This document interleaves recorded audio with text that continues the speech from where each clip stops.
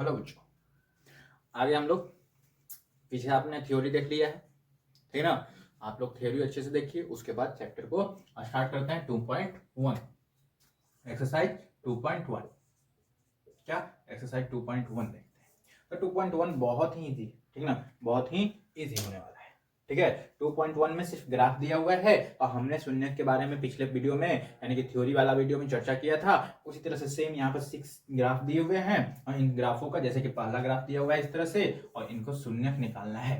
देखिए यह क्या एक्स है, ये वाई और वाई डैश और ये एक्स डैश। सिंपली भाषा में देखें तो 1.1 क्या 2.1 एक्सरसाइज है। ठीक है, 2.1 एक्सरसाइज, ठीक ना। 2.1 एक्सरसाइज में आप लोग देख सकते हैं कि पहला नंबर क्वेश्चन को इस तरह से बनाया गया है। कहता है कि किसी बहुपद px के, है ना, के लिए y इक्वल टू px का ग्राफ नीचे आकृति 2.10 में दिया है। 1 मतलब 2.10 में दिया गया है। तो प्रत्येक स्थिति में px के शून्यकों की संख्या ज्ञात कीजिए। px का सिर्फ शून्यकों की संख्या ज्ञात करना है। तो देखिए, तो ये जो ग्राफ दिया हुआ है इसमें क्या ये लाइन, ये जो ग्राफ है इसलिए ये लाइन इसमें टच है, एक्स वाले में टच है नहीं, तो इसका पी एक्स का शून्य की संख्या कितना हो गया, कितना तो बराबर 0।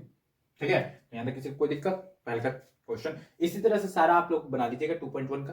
ठीक है, अब हम लोग देखते हैं 2.2। 2.1 आप लोग का पूरा इसी तरह से 6 गो है, क्या कि 6 ग्राफ है, सारे के सारे ग्राफ इस तरह से एक ऐसे ऐसे है, सबका शून्य ही निकालना है। तो आप लोग इस तरह से शून्य को लिख दीजिएगा। ठीक, आगे देखते हैं।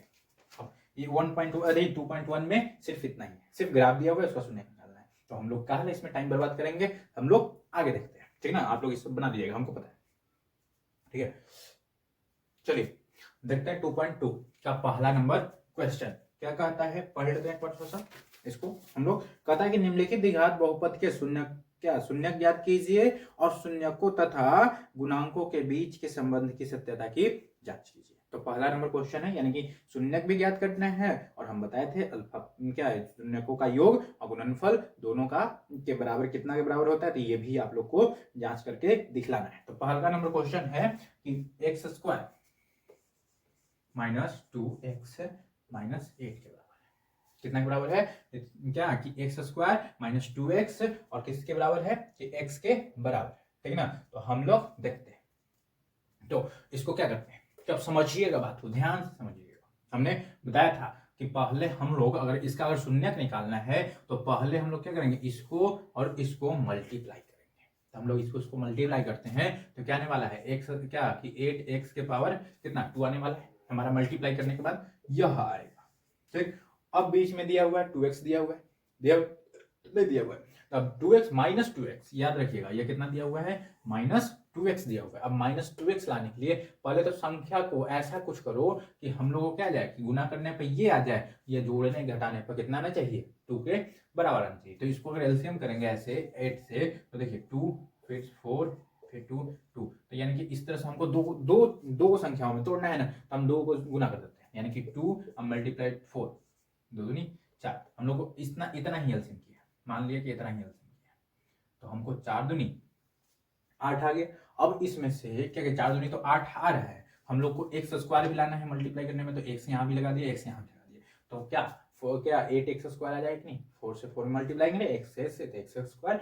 अब लाना है यहाँ पर -2, तो इसको क्या करना होगा, हम लोग को घटाना होगा, है ना, घटाना होगा, 4 में से 2 घटाएंगे तो 2, मगर लाना है किसमें -2 में। तो हम लोग जानते हैं कि बड़ी संख्या के आगे अगर हम लोग क्या कर लगा दे, माइनस लगा दे, तो क्या घटाने पर किसका बड़ी संख्या का चिन्ह आता है, किस संख्या का चिन्ह आता है, बड़ी संख्या का, तो इसके आगे प्लस कर देते हैं, उसके आगे माइनस कर दिया तो बड़ी संख्या का चिन्ह आ गया, आगे कि नहीं आ गया। तो यहाँ तक किसी को कोई दिक्कत नहीं। तो अब इसको हम रख देते हैं कि एक्स स्क्वायर क्या प्लस 2x माइनस 4x।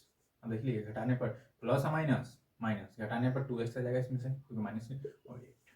अब देखिए कि इन दोनों संख्याओं में से कॉमन ले लीजिए आप लोग, तो इन दोनों में संख्या में क्या कॉमन दिख रहा है x, क्योंकि यहाँ पर 2 x यहाँ पर 1 x, तो x दोनों में कॉमन है इसलिए x को बाहर निकाल दिया, तो यहाँ पर कितना x बच गया, तो 1 x बच गया, प्लस का प्लस दे दिए। अब देखिए यहाँ पे क्या है कि 2x था तो x तो बाहर निकाल दिया, बच गया क्या 2, तो सिर्फ 2 देखिए। अब समझिएगा यहाँ पर माइनस है ना, क्या है यहाँ माइनस है, तो माइनस बाहर निकाले कि नहीं निकाले, माइनस लिख दिया हमने यहाँ। और उसके बाद देखिए इन दोनों में कॉमन क्या दिख रहा है आप लोग को, तो देखिए 4 और 4 दूनी के 8, यानी कि यहाँ पर भी आप लोग को 4 कॉमन दिख रहा है, इसलिए यहाँ पर हम लोग बाहर 4 निकाले। x तो कॉमन नहीं होगा, क्यों? क्योंकि x इसमें है, सिर्फ इसमें तो x है नहीं, इसलिए यहाँ पर x का x हो गया, क्योंकि यहाँ से 4 को हटा दिया तो बच गया क्या? सिर्फ x बच गया और माइनस। तो देखिए और यहाँ अगर माइनस लिखते हैं तो अगर मल्टीप्लाई करने जाएंगे आगे, अगर इसको इस रूप में लिखना होगा तो माइनस माइनस हो जाएगा हमारा प्लस। तो इसीलिए यहाँ पर क्या हम लोग इस चिन्ह को ध्यान में रखते हुए कि यहाँ पर क्या आना चाहिए आगे, अगर फिर से इसको इस रूप में लिखें तो यहाँ पर माइनस आने के लिए हम लोग यहाँ क्या कर देंगे? प्लस कर देंगे, क्योंकि देखिए -4 से x में मल्टीप्लाई करेंगे तो -4x आ जाएगा। अब प्लस यहाँ पे क्या बच गया था? 8 में से 2 बच गया था, तो देखिए माइनस और प्लस माइनस 4 दूनी के 8, यानी कि -8 आ गया, है ना। तो और एक चीज और देखिएगा कि हमेशा ये दोनों आप लोग का क्या आने वाला है? इक्वल आने वाला है, बराबर आएगा, हमेशा बराबर आएगा, ठीक है ना। इस चीज को ध्यान रखें, अगर बराबर नहीं तो आपके पास क्या कि यह थोड़ा हुआ गलती है, यानी कि मैथ की गलती जा रहा है, ठीक है ना। तो ये चीज को आप लोग ध्यान में रखिएगा। और इस माइनस प्लस में बहुत लोग मिस्टेक करते हैं, तो माइनस प्लस को बहुत जरूरी है ध्यान में रखने का, ठीक है ना, क्योंकि गलती न हो, क्योंकि आप लोग को क्या कि एग्जाम में आंसर मिलेगा ही नहीं, आप लोग निकालिएगा बस वही, ठीक है ना। तो इसीलिए माइनस प्लस को बहुत ही ध्यान से रखिएगा, और क्या कि मैथ गलती न हो। जैसे यहाँ पर रख दिया हमने, तो अब इस तरह से लिख दिया, हमने बताया था थ्योरी वाला में कि क्या -4 इसको और इसको एक जगह पर लिख देते हैं, और फिर ये दोनों तो एक ही हैं, तो इनमें से कोई एक को लिख देते हैं। हो गया, तो हमारा टूट गया। अब इसका शून्यक निकालना, तो हम लोग बताए थे कि x -4 इसको इक्वल टू 0 के मान लेते हैं, मान लेना, ठीक है ना, इक्वल टू 0 है, इक्वल टू 0, इसके बराबर 0 आ गया, है ना। इस तरह से रख दो, ठीक। तो x इक्वल टू क्या माइनस में है, इससे रख जाएगा तो प्लस में, और इधर अगर x + 2 इक्वल टू क्या मान लिया? 0 मान लिया, तो x इक्वल टू किसमें आ जाएगा? -2 आ जाएगा। तो हमारा ये शून्यक निकल गया, ये पहला शून्यक, ये दूसरा शून्यक।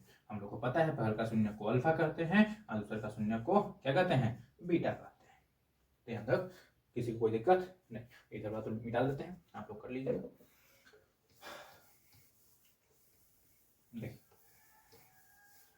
अब समझते हैं थोड़ा सा कि यहाँ तक तो हमने निकाल लिया, अल्फा भी निकाल लिया और बीटा भी निकाल लिया। पावर में 2 था इसलिए इसके 2 शून्य का है, ठीक है। अब क्या कह रहा था कि इसकी सत्यता की, शून्यकों तथा गुणांकों के बीच के संबंध की सत्यता की जांच कीजिए। किसकी जांच कीजिए? सत्यता की जांच करने की बात कर रहा है। तो इसको हम लोग लिख देंगे, शून्यक तथा क्या बोल रहा है, जो बोला है शून्यकों तथा गुणांकों के बीच के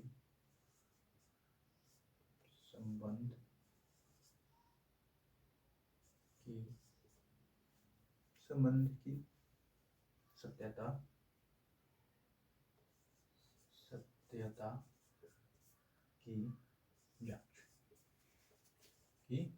जांच समझिए, ठीक ना।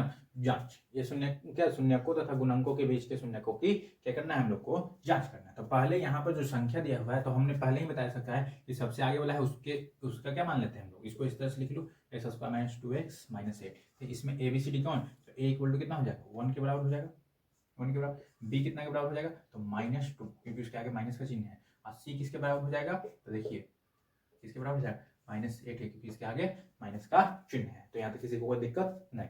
अब देखिए कि शून्यकों का योग क्या होता है, यानी कि alpha plus beta equal to किसके बराबर? -b बटा a के बराबर। तो देखो पहल का अल्फा बराबर कितना है? 4 आया। बीटा का मान कितना है? बीटा का मान कितना है? तो बीटा का मान -2, ठीक ना। बीटा का मान -2 है ना, तो -2 ना, -2 इक्वल टू -b बटा a। b का मान कितना दिया हुआ है? यहाँ देखिए, तो माइनस पहले से -2b का मान है बटा a का मान कितना है? 1। तो देखिए minus plus -2 equal to minus plus के बराबर हो जाएगा, यानी कि 2 डायरेक्टली लिख देंगे। तो यहाँ हो जाएगा कितना? 2 में से 2 गया था, 2 इक्वल टू -2। इसी तरह से हम लोग दूसरा का भी जांच कर लेंगे, किसको? तो अल्फा इंटू बीटा को दिख रहा होगा ऐसे, लाइन कट गया इसलिए थोड़ा ध्यान दीजिए। और अल्फा इंटू बीटा देख लेते हैं। Alpha into beta equal to क्या होता है, सी बेटा ए के बराबर होता है। सी बेटा ए के बराबर होता है तो सी बेटा ए, तो अल्फा इन दूसरा का है ना नंबर, तो सी बेटा ए। एक मिनट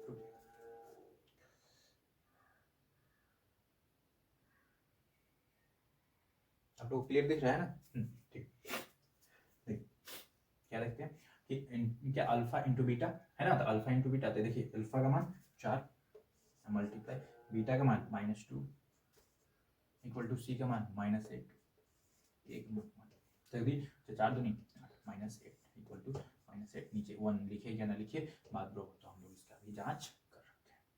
हमारा दोनों का दोनों मान यहाँ पर इक्वल आ गया, तो हमने इसका कैलकुलेशन भी कर दिया और इस तरह से जांच भी कर लिया। तो इसी तरह से 2.2 का 1 से लेकर के 9 क्वेश्चन आप लोग 9 नहीं 6 क्वेश्चन है, 6 क्वेश्चन आप लोग आसानी से इस तरह से आप लोग स्प्लिट करके बीच वाला बना सकते हैं, तो किसी को कोई दिक्कत नहीं ना।